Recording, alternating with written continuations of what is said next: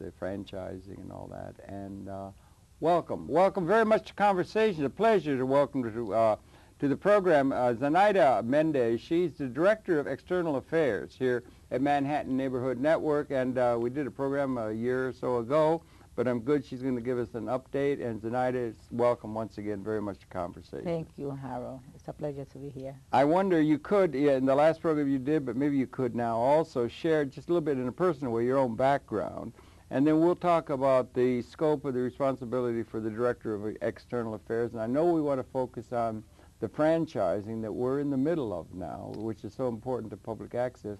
But could you just share a little bit of your own background, please? Oh, wow. What can I tell you? I live in New York City since 1969. 69, yeah, okay. And I got involved in community activism, in the 70s. Were you from Dominican? Yes, I was born in, okay, good. The Dominican Republic with my family. Uh-huh. And live in this community in Hell's Kitchen for about 32 years. Boy, okay. Getting to know it a little bit, huh? That's a very typical New Yorker story. Yes. You know, it is, really. Yeah, I was isn't it a wonderful town? I love it. I was very involved in Community Ward 4 when Senator Tom Duane was on the board. Isn't he great? Yeah, he used to be down in Chelsea. In Chelsea, exactly, yeah, right, exactly. Yeah.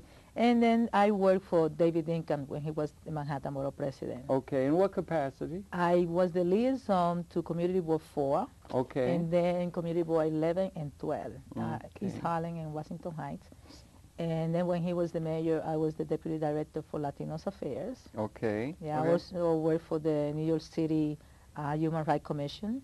Good. Dennis De Leon. Mm-hmm. With who? Dennis De Leon. He was the first openly gay commissioner of the city of New York. Okay. He's now head the Latino Commission on AIDS. I just saw on the news as I was walking out the door today, California's passed a law to approve of same-sex marriage. Wonderful. Yeah. So the progress does come slowly, right? Yeah. Exactly. Yeah.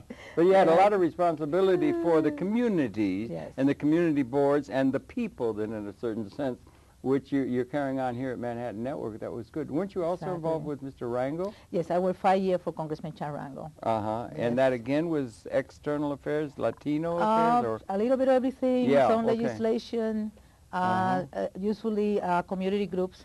It's a little bit different than the borough presidents when you go neighborhood by neighborhood. When you work for Congress, it's more about issues-based.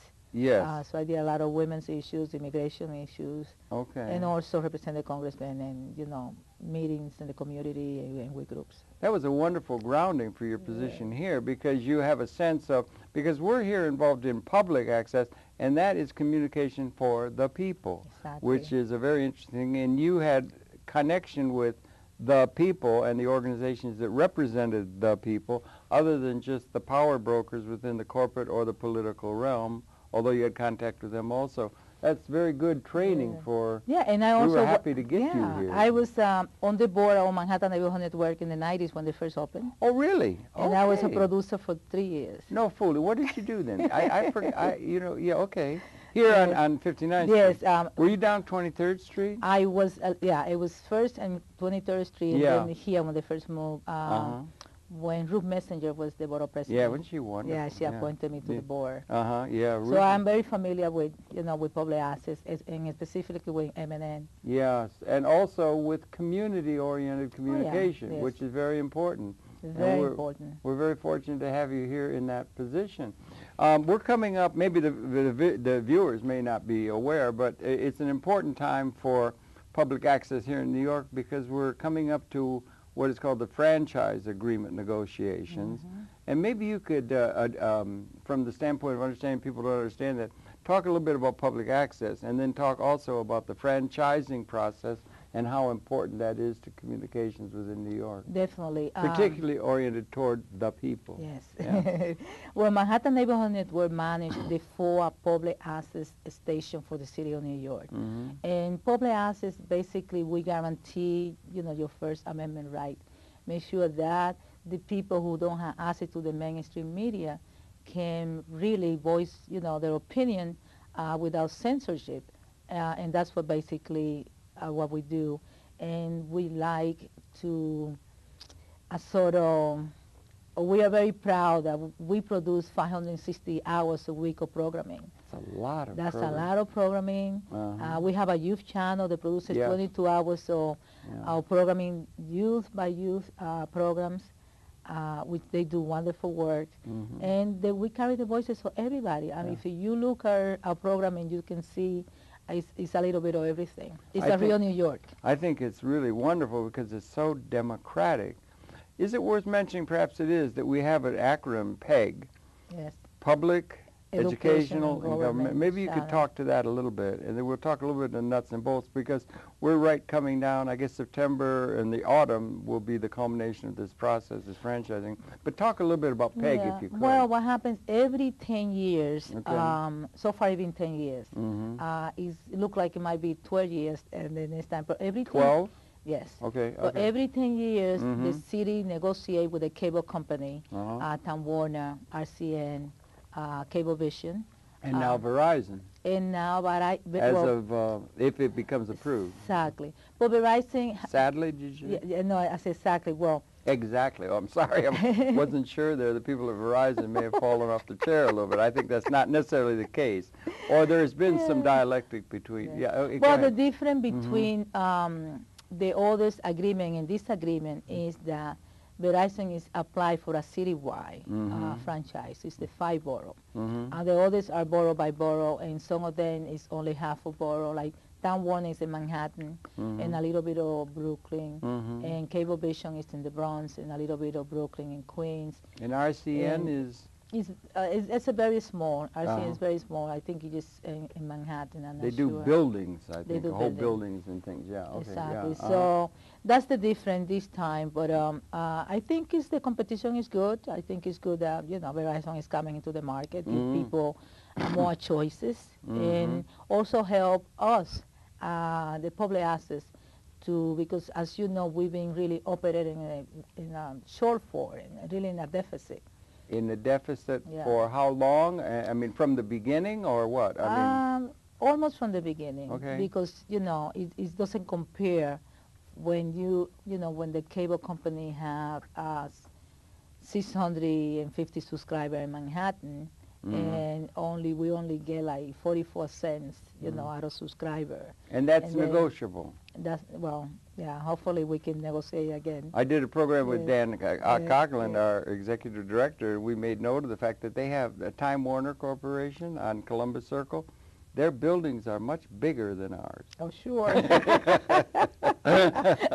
And they're only a few blocks away from us. Just a few blocks down 59th Street makes a big difference. But it is something that is one thing to be understood is that this public access, particularly, if I may, the public access, which the responsibility is to the people, let's say in this case Manhattan, rather than the educational and the government, are more traditionally understood institutionally in terms of a private sector, corporate profit-making, government sector, tax and able to spend and regulate, that most of the economy is organized in, and there's the civil society, or the people, has emerged significantly in the modern experience, seems to me around 1970, to where they were able to have enough influence with the town fathers and so forth to have this public access television, which we are, for the people, and it's not really private sector or public sector,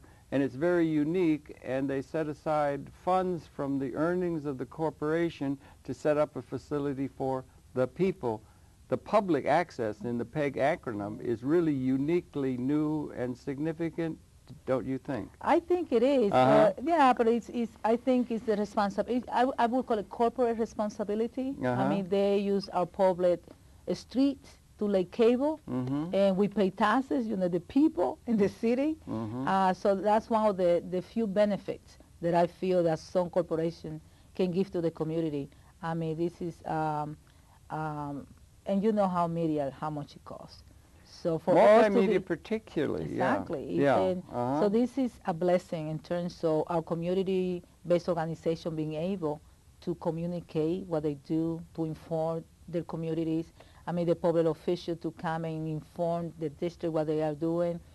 So this is really, I think, is just a wonderful thing. It is a wonderful thing. What I'm trying to say is it's unique in terms of communication. Yeah. If you think about it, the telegraph people didn't have such a responsibility outside of offering product to the market and then be regulated, taxed, and so forth. Or the radio didn't. Or local television over the air did not have that responsibility other than delivering product and so forth. Public sector, private sector.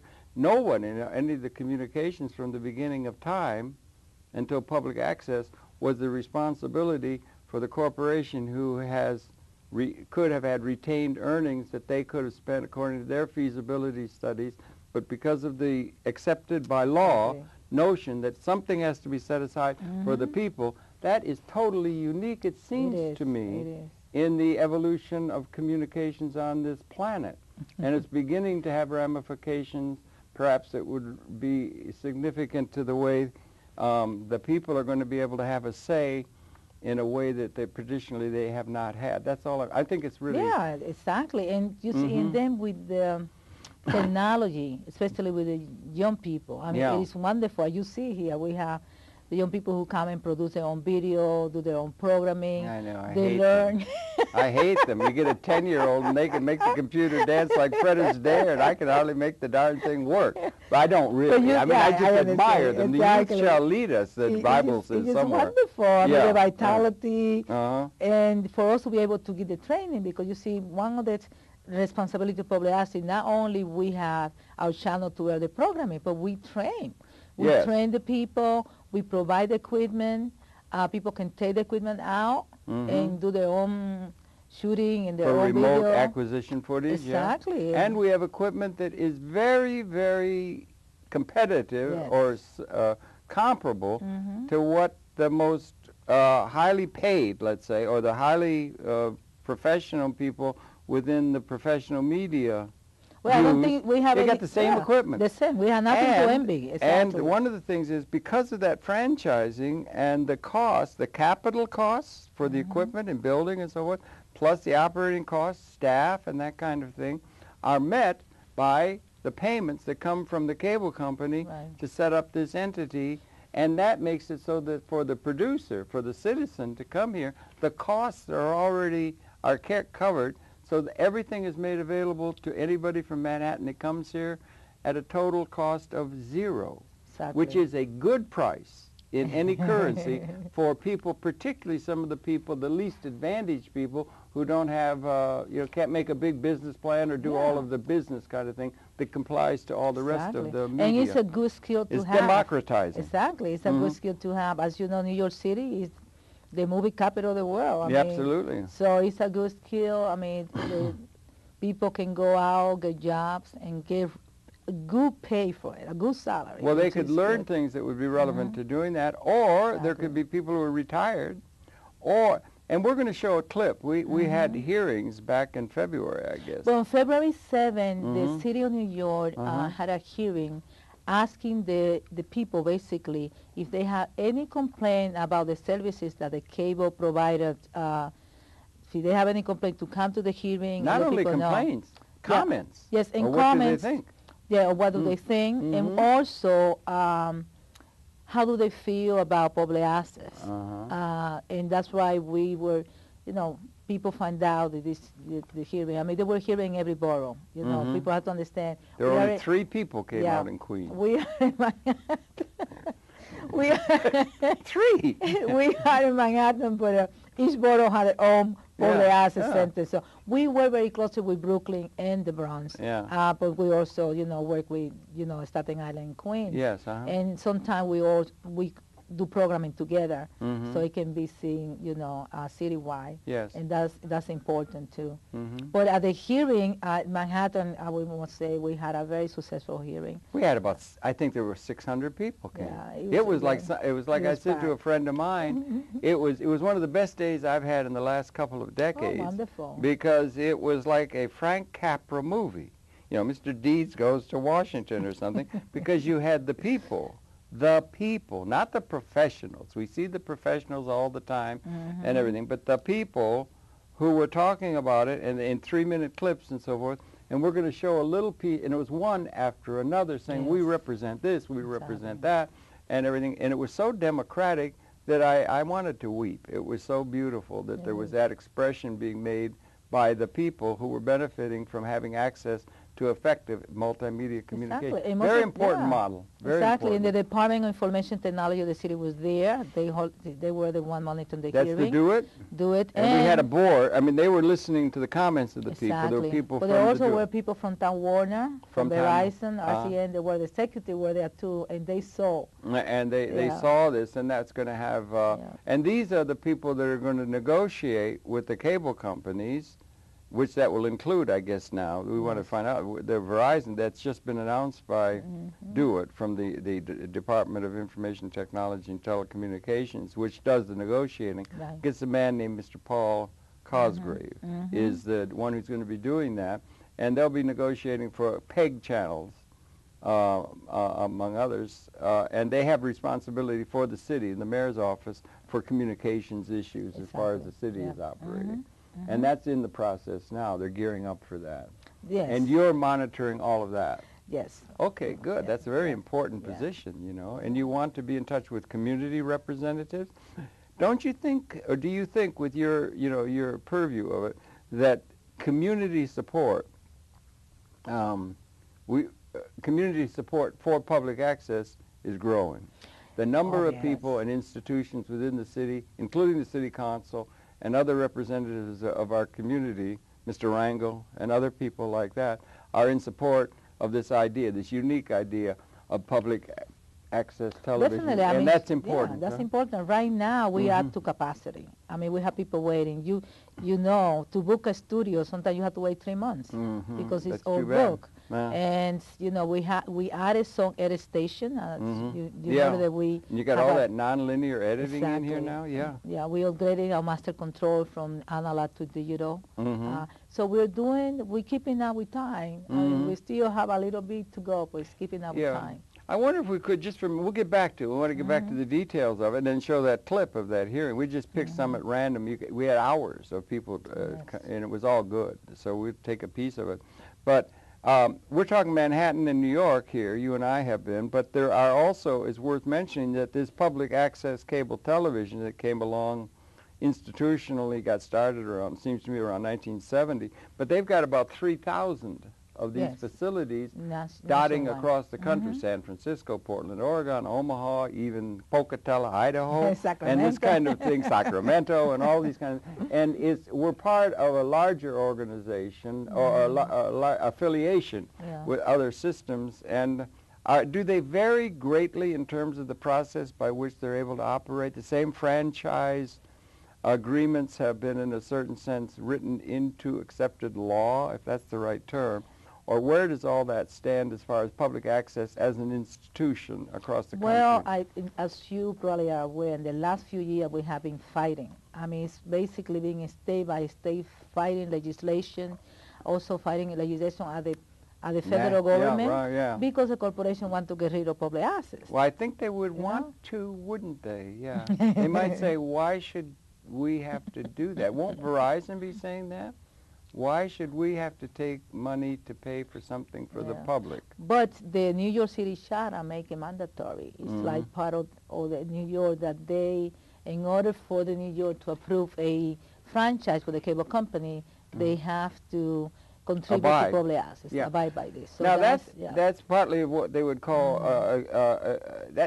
my dad was a lawyer. We used to talk law and everything, but I can't understand it sometimes because it's very complex when you get into the law, the code. Did you ever look at the tax code or something? It's really almost Byzantine and everything. Well, they make it that way so the lay person cannot understand it. Well, maybe the lawyers can understand the language and all that, and the legislators and that. But the point being is that society moves along. We used to have in the United States of America a thing called chattel slavery. Chattel slavery. I mean, it's hard to imagine we had that. And you know, we had and so then that changed along about 1965 or so, or it began to, and they had amendments and that, and they had a provision for amendment. And then things do change with time. Things change with technology. Exactly. Women could not vote in this country until 1920. Do you know, Zenaida just saw on the television the other day, women in such a progressive country as Switzerland, they couldn't vote until 1976. That's pretty backward, Yeah, it seems that's to me. really bad. But the point being is, there are people who would like to take the vote away from women. Everything went to hell after the women started voting, can't you see? And let's just take that vote away and let's get back to the good old days. Or there are people who would like to get back to good old chattel slavery when everybody knew their... Do you understand? Well, it's too late. We're not going back. Now, what about, where do we forward. stand as far as this acceptance as law that is accepted? Can it still be at the whim of a writing of a pen or something by somebody who just say this idea of public access, why should we have to have that? Let's do away with it. Or is it established? And is the support for it strongly based on the community support for the idea by things like city councils and congressmen and some who are in support of it, so that there's a support to where that becomes it's recognized in and of the law of the nation, and it's not something that can be just treated capriciously or at the whim of the people to say we'll follow that or won't. There's court-ordered things and everything that make sure that that's in place. Where does that all stand? Well, could it be just taken away with the stroke of a No, pen? what they had tried to do last year, the state legislator wanted to introduce a bill where it wouldn't be, you see, right now the way we have is the local community, let's say New York City, to the mayor's office, we deal with our own public access, agreements and franchise. So if the state take it away, instead of going down to City Hall, we will have to go to Albany and negotiate. We don't want that. We want to keep it locally because it's, it's important for the people in the community to have that control. Thank you. And if I may, just keep in mind, Portland, Oregon, California, Chicago. Chicago, all over. Keep that in mind. We're talking New York, but Syracuse, just keep that in New mind. York. Yeah, all over. And there's 3,000, an important development. Now keep that in mind and spell out where does it all stand in terms of there being support through the system, through the law, for the cable companies or the providers of cable communications to give this support, relatively modest but significant, to the people. Where does that stand as a principle written into law and accepted as what they call accepted law in your vision? Well, how fragile is that relationship? It is in some states very fragile. So it varies across the country? It varies across the country. And Okay. like I said, a lot of people have been fighting to keep the little bit that they got from the beginning. Yes. And some of them have, they've been losing in terms of finances support and in channel. I mean, we in New York, we've been fighting and we've been able to keep it going. In New York, you're saying New York City In New York now. City. In Okay. New York City. Yeah. And a few months ago, I went up to Syracuse to testify on favor of the public access there because Town Warner was trying to also not give the funding. They have a little room, smaller than this, and the people were fighting in Syracuse to get for public access, you mean? So they just won a week ago. As a matter of fact, I just got a phone call from one of the organizers, letting me know that they were able to convince the city to do a need assessment. So to prove that there was a need to continue and to expand public access. That's the beginning step. There's a Busky group that recommends that kind of thing. It looks they at these do. kinds. Yeah, they do. Yeah, that kind of stuff. And that's soliciting support from the community, in a sense, for this thing that is for the community. Exactly. So that's important, and that's called external affairs. Sounds to me there's somebody like Zenaida that's involved in that. That's good that it is. And is it alive and well? Is it tenuous? Where does it stand? Again, reaching nationally, and we have to also start thinking about internationally, even because of the link up to the internet and everything. And we, I mean, it's a real pace-setting institution. I'm saying for anybody that's of a democratic inclination. This is something, apart from people who are involved here, or you or I and everything, but the citizen who likes the idea of the people having a say, and there are a lot of people, particularly maybe now, we got maybe a new president coming that really thinks we need some changes and that it should be the people have a say, and that's an idea that could have wide general support among the population in general, don't you think? In general, we have visitors from Japan, from Australia, from Germany, who come here just to see the model of public access. You mean here to Manhattan here Network? to Manhattan Neighborhood Network. Okay. We have visited from Africa last summer. We're going to have visited back this summer some interns, international interns, just to see how public access works. That's very good. It's excellent. So it is really, the idea is out there, just like, you know, public radio, the same thing with public access television. Public radio, if I may, I know we want to get to something, and we got a firehouse we got to tell them about. That's coming. Now, all kinds of good things are coming and everything. But that's, again, the public radio is done in a different, I don't know how public radio is managed. The public in PEG is the people. The responsibility for the people. It's not for a government organization or government support or radio or any. It's unique. It is. It seems to me, I've been looking at it a lot, it seems to me unique to cable television. And if one could flip it on the other side, I've got friends in cable television. It was a medium of abundance. It had possibilities. It was harbinger of new things that were coming. And Brian Lamb, before he set up C-SPAN, they've got C-SPAN, and that's supported by the cable industry. Tremendous service. I don't know how I could live without C-SPAN. And so in the name of public relations, the corporations could highlight or pay attention to the public access as a feather in their cap in terms of a changing zeitgeist and a changing. Do you understand what I'm trying to say? Yes, It could be a win-win thing all over. It is. But it is unique and it's new is what the point I'm trying to make. Yeah. Public access cable television is unique and new, and we ought to have pride in that. And the people in public access should not be thinking, well, we're just pale, you know, lesser entities than the networks and so forth. And some of the leading ideas that are so important are very likely to come out of that public participation in the communication process around the world. Exactly. Okay. So we're the leaders in a very real sense. We could be, and they should step up and take that responsibility serious, the producers and others. So. We have a very good producer here. Yeah, we do. Our programming is getting better and better, and we have a lot of community-based organizations who come and inform the people. We have elected officials, you know, Congress people, you know, city council, senator who come and also inform, you know, what's going on in the community. And like we just did a whole week of immigrant issues, you know. Yes, right, big issue in New York. It was wonderful. I mean, the programming were really superb. I mean, very well done.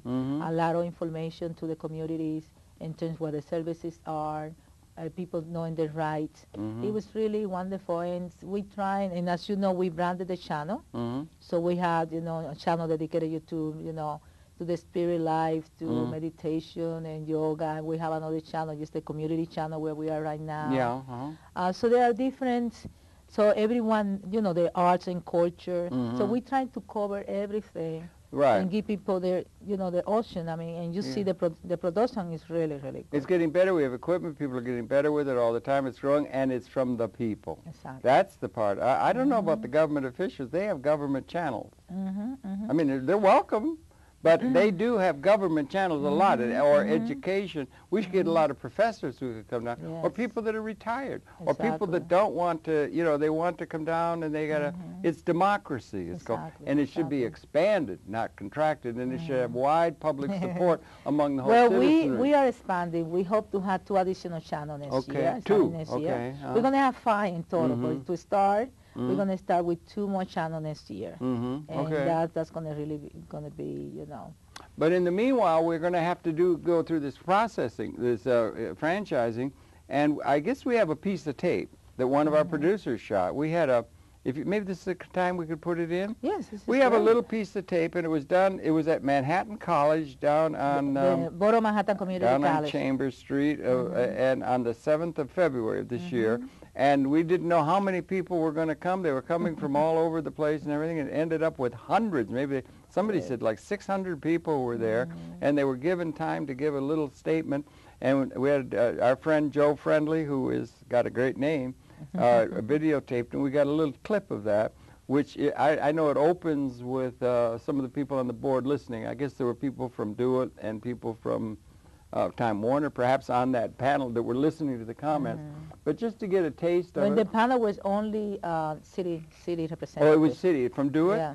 Were From they all Do It, Do It people? yes. Yeah. And that's the Department of Information Technology and Telecommunications is negotiating and so forth.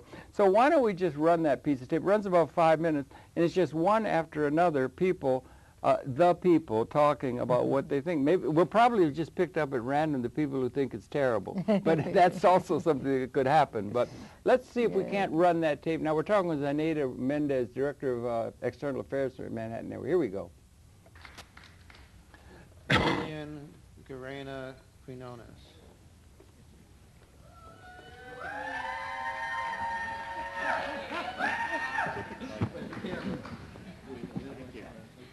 Hi, my name is Julian Herrera Quiñones, and I'm the programming coordinator for the Youth Channel.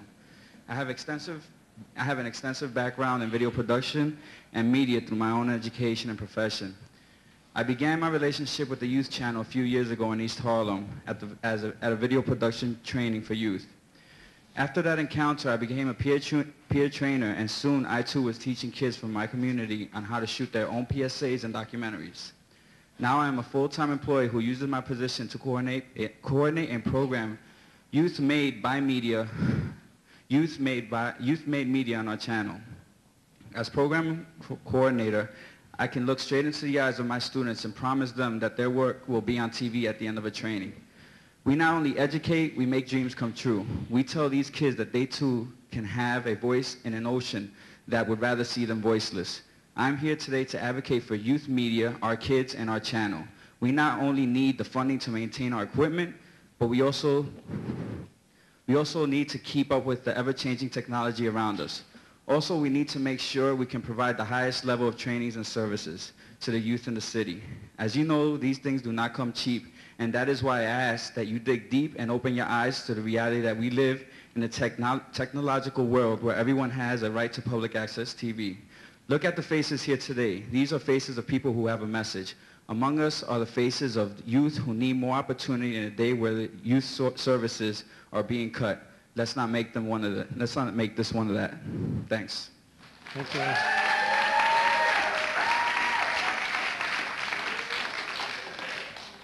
Kim Clark.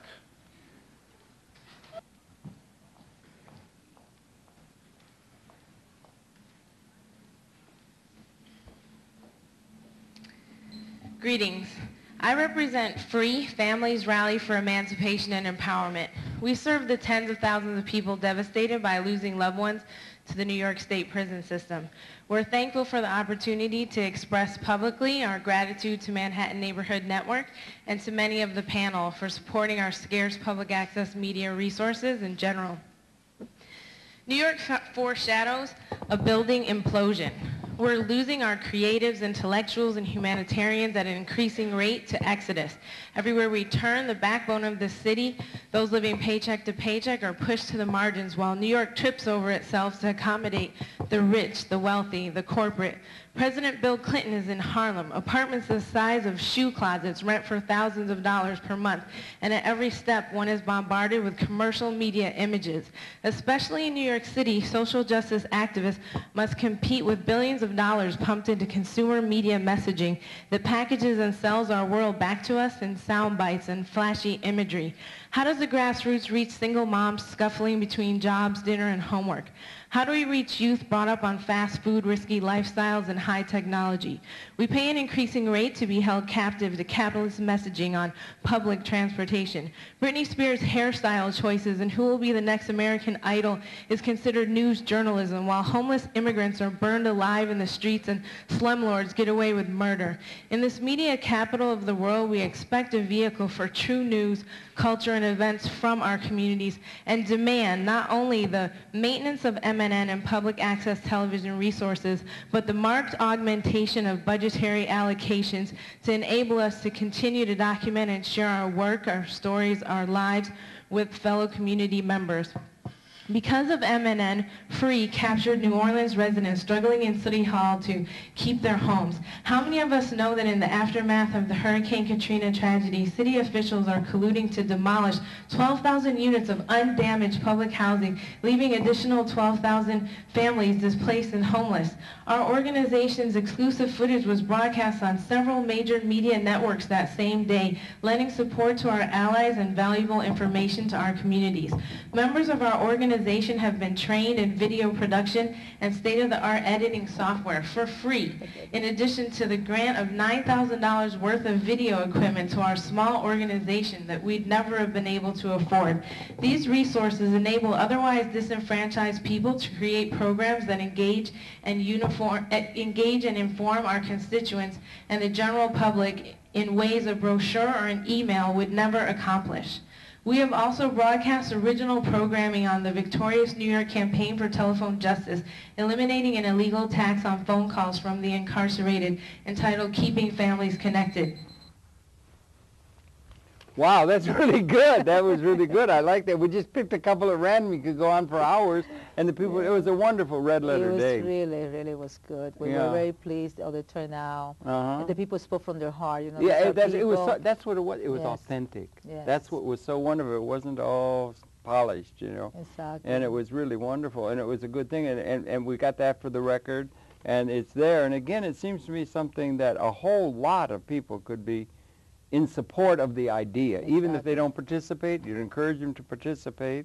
So what? But you understand what I'm saying? It's a general issue, particularly in an age of change that the zeitgeist might be making available to us as we begin to look ahead. And the franchise is looking ahead 10 to 12 years. Exactly. The franchise, the new one with Verizon and the City of New York, which have to be approved by the Franchise Concession and Review Committee. They're having a hearing on the 20th of May. May 20th. That's the day this program will air. Yeah, so it will be... So that would be today if people are looking at this program on Manhattan Network, and it will be this afternoon between 3 and 7 p.m.? Between 7 p.m. at the New York College of Technology, which is 285 J Street in Okay, Brooklyn. let's get it slow in case you're late. 280, today, May 20th, you take the A train?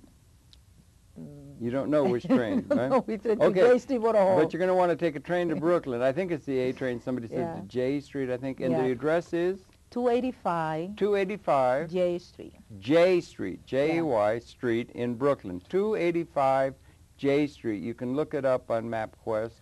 Yeah. And, it's at the College of Technology. The College of Technology there from 3 until 7. Yeah, until 6. 3 until 7, and it's an open hearing, and it's going to be a hearing about the awarding of a franchise to Verizon to build out a system that is supposed to culminate in 2014. Right. And it's a major development and so forth, and it will be involving do-it people.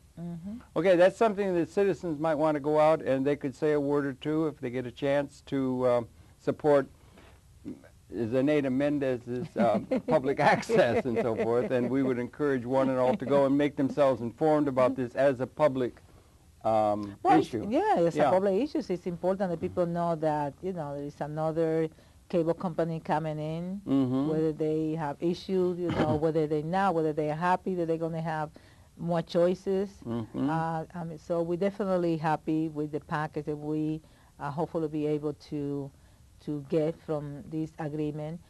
All this is contingent to the incumbent. As you know, we now have to negotiate with Time Warner and with RCN. Yes. So whatever is on the play right now, you know, because they are the incumbent, as you know, they're in place. They're in place already. Yeah, they've got a historical record here, and they're the ones who were able to make it possible to set this up. Definitely, and we appreciate it. We want to keep two other groups outside of just Manhattan or New York, as we want to think about across the nation access facilities that have similar situations and so on, and then also our fellow colleagues in the open source cyber realms that are developing all kinds of things that we're linking up with, and there's a spirit of democratization that's in the air there and possibilities but the pioneers was public access television. Definitely. And they ought to keep track of that. And this capability for democracy and the full real democracy in terms of over the means of communication. It might be extended yeah, to some point over the means of no, production. in the role that we play, as you remember, 9/11. I mean, M&M played a vital role. We were able to stay and to broadcast live from, you know, Amy Goodman was able to, you know, we were able to follow her with the camera. Amy Goodman airs here. Yes, she does. But she doesn't originate here. Yes, she, well, her she TV. originates downtown, right? Yes, she originated at the Firehouse, but it's part of our, you know, we have a contract with the downtown television. Yeah, there's an arrangement with ACTV downtown at the Firehouse and everything, part of Manhattan Network, Yes, and then exactly. she's emerged as like a superstar. Yes, how we use the studio of the Firehouse downtown. We just bought a Firehouse. Yes, talk about it. And Yes, yeah, that's only been a year or so ago. Yes, and 104th Street. I'll hold it up and you can talk to it. And this is a thing that's just happened over the last year or so. Yes, we just we just bought a Firehouse in 175 East 104th Street between Lexington and 3rd. In the barrio. In El Barrio, yes. And we are planning to move our youth channel to this facility. So really? In addition to providing everything that we provide here, which is the training and the camera checkout and classroom, we also will have the, you know, the youth channel in this facility. Okay, and that's going to be out near Lex, right? Lexington and 103rd, is that it? 104, between right. Lexington and 3rd. An old Firehouse studio. Amy got started in a Firehouse studio with John exactly. John Alpert and so forth. This is a historical Firehouse. It's going to be landmark. It is a landmark building, it's right? a landmark building. Yeah, we had a groundbreaking ceremony with Mr. Rango, and other people were there the other day. The Councilwoman, Melissa Malviverito was there, and, you know, Senator Perkins and everyone. Senator Perkins, he's up in Albany now, isn't he? Yes, yes. Yeah, and so that's the thing. This is a mock-up of it. We don't have a picture of the studio. It's a handsome building as it is now. I can just see the horses coming out because it goes way back to the 19th century, and it's going to be landmarked, and it's going to be another center. Well, it should be extended. And I think the idea is, the access idea is going to be destined to extend its capability to bring this kind of communications capability to the people. Exactly, make it more accessible to the people in the neighborhoods, the school programs. It's a wonderful thing, you know. It's really, we want the people to know that they can, you know, use our facility. I wonder if I could muse a little bit with you, because it seems to me, I've been following it a long time. I've been doing it a long time myself, just personally.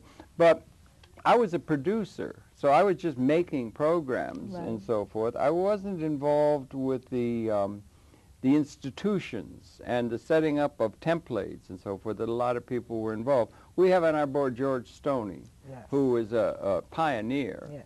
And he was very close friends with another person who's been signaled as a pioneer in terms of it, a man named Sidney Dean, who was at the City Club, civil society, emerging civil society, in touch with the town fathers. And it was about the year 1970 that cable was coming. Sloan Commission report on cable television. It was called the Sloan Commission report on cable, the medium of abundance. That it was coming with an abundant capacity rather than a very scarce capacity that had been the characteristic of communication. And then a confluence of influences where the civil society, the people, apart from the loci of power that is generally seen and constitutes all our news, the private sector and the government. We're electing a president and so forth. That's what all the news is focused on, that.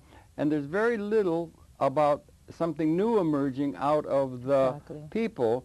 And in all of communication, I thought about it, right from carrier pigeons to telegraph, to radio, to television, to national television.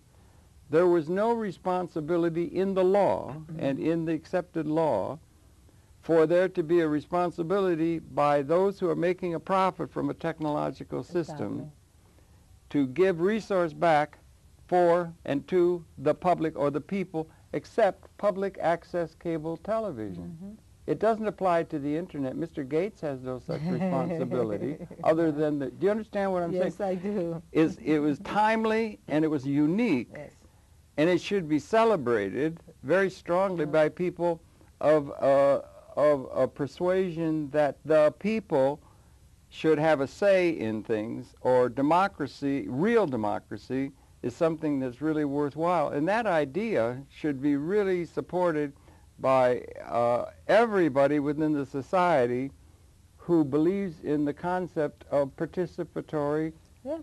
People-oriented And democracy, it's good for which is a big everyone. idea in the Yes, world exactly. now, right? Do you understand what I'm It's a saying? The big idea, uniqueness of The it. uniqueness, and Uh-huh. it's you know, it's a win-win situation, like we talked Well, it could be, together. particularly if they've Yeah. got the wit to see think how advantageous it's been to them to have C-SPAN. That's a beautiful thing. Brian Lamb got that going. But that's really good PR for cable. Exactly. And then you've got the other things that are, and it's relatively modest. It's negotiated. They got to negotiate that because it's coming out of the retained earnings. That's unique. There's no other. It doesn't apply to automobile industry. It doesn't apply to steel. It doesn't apply to petroleum. The means of production. Yes. Now, the model from public access, if we begin to democratize in a world where the zeitgeist is making new opportunities available, it may be able to be extended. That idea of a responsibility such as that might be able to extend to where it would relate to the means of production, an even larger inclusive problem that confronts humanity as we come up to things with species lethal weapon systems, and we need new answers, and those new answers might actually emerge out of the people more than the self-selected people who call themselves our leaders Exactly. throughout history. Exactly. You And understand? yes, I do. It's just like on May 1st, we did a wonderful program. We Yeah. did a program called the State of the Blacks, New York City, Okay. which yeah. is the Black Equity Alliance Mhm. issued a report last year, Right. just saying how the housing situation is in New York for people of color, Right. basically African Americans. Right. You know, that's labor, education, you know, the criminal justice system, you name it. Uh-huh. And we were able to carry live a panel of professors who wrote this report, and it was wonderful. Mhm. You don't see this. You're And- not going to and- see it in the normal network. Exactly. Much less that, if I'm amazing it. Or we have stars, some stars. We have a star. We have Amy Goodman. She's like a star because she's been able to work her. She deserves everything she gets. She's really good. She got a program that's being in alternative media circles, Yeah, Democracy Now. satellite systems all over. She's got a great program, Democracy Now, and she's a star. But that's one program. We've got thousands here. And it's also that the Well, we have program, Tenants and Neighbors. Tenants and Neighbors which is is good. a net- Free Speech TV. Excellent program. We Yeah. also produce on Downtown TV. We Yeah. have, Community Cap, Mm-hmm. who are Community also, Cops, great. Nat Wood does that, and Exactly. Lucius Walker. Yes, yeah. excellent program. You know, Mhm. which is and inform. I mean, it's incredible when you Yeah, I you understand. you see Go ahead. you Talk. see the network and the Mhm. little flip, like you say, it's covering the same piece In of about news. 20 seconds. You Exactly. can blink your eye and it's gone. In the yeah. meantime, the Yeah. same thing is happening in the community, and Mhm. unless you have people, like we have in our Mhm. community, who have camera and can videotape, Yeah. and then come here and show it, people will not even know that this is happening. I know. But one of the things that's so wonderful about not only public access cable, the first, remember that slogan? It's medium of abundance. And it's coming now. We're linking to the internet. We're linking to the cyber. Some people think, why do you have to bother with public access cable television when you've got the internet, you've got the YouTube and that? But the two, this was here early. This Early, was the and grounding yeah. template.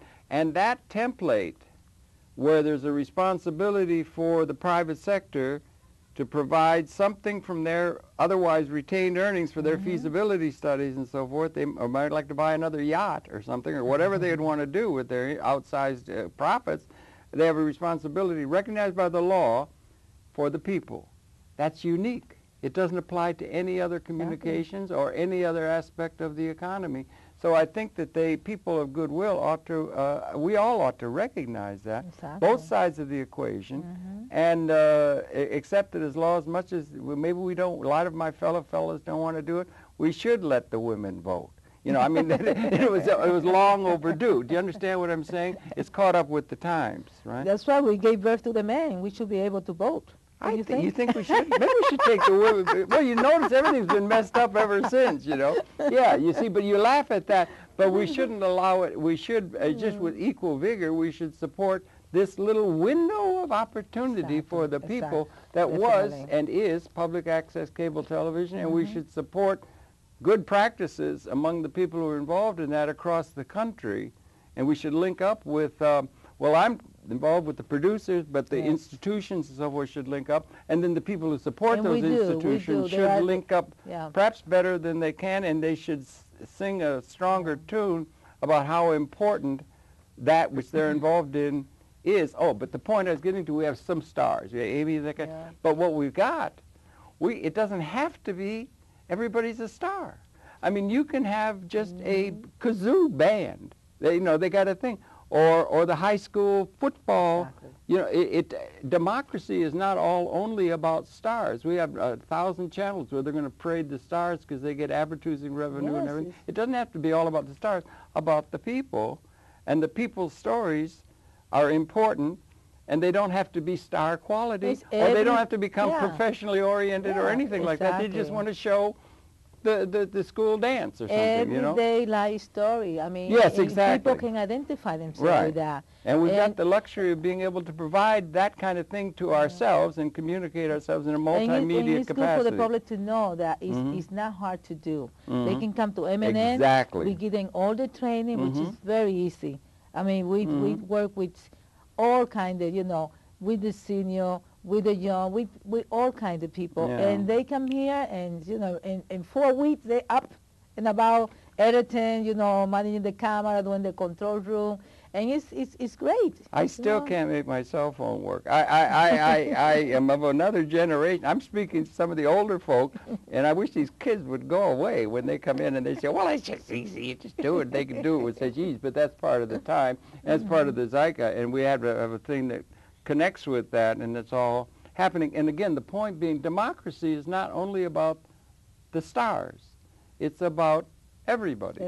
And there's a wisdom in the mass. Marshall McLuhan, I used to visit, he was a great scholar, and he said, it well may be that there are children walking in the streets that could solve our top problems in physics, because they have modes of perception we lost long ago. That there's a wisdom in the synergistic mass that hasn't been able to be expressed adequately because it's been so plutocratic and so few people, stars, power brokers, and so forth. And it may be that is part of the change that's blowing in the wind. A lot of people seem to feel that with Mr. Obama, who's emerging now apparently as our presidential candidate, but that's into the realm of politics. But the idea of the technology bringing about a new capability is something that we should all understand in a sense of overriding principles. You see, and whether we want it or not, we have to keep up with technology. As you know, in 2009, going digital, everything, going digital, everything. So people are kind of afraid. You don't have to be afraid. The government is giving, you know, voucher for people to get their. If they don't have cable, they can get $40, $80 to get the little box that will convert their television. So it's not like everybody had to run and get a new TV. So people should, you know, should understand that. So whether we want it or not, technology continue to move. So it's moving exponentially. It's coming out of they're going to have computer elements, Zenaida, that are going to be are molecular. They're getting to carbon-16 beyond the silicon chip. It's a miracle time of abundant capability. We have great capability. At the same time, we have great existential angst because our weapon systems that our leaders have used against one another with alarming regularity throughout time are now at a point where the game has to be seen differently because they're species lethal now. Nobody survives. So you can't be playing the same old game of wiping out the tribe in the other village to steal their grain and that kind of thing like we've been doing. We got to come to some sort of a new relationship between the people in a synergistic kind of way. And it might be that there are these few openings to the people to communicate with that. Oh, and the democratic thing. Dee Dee Halleck, God bless you. Are you familiar with Dee Dee? She was a pioneer with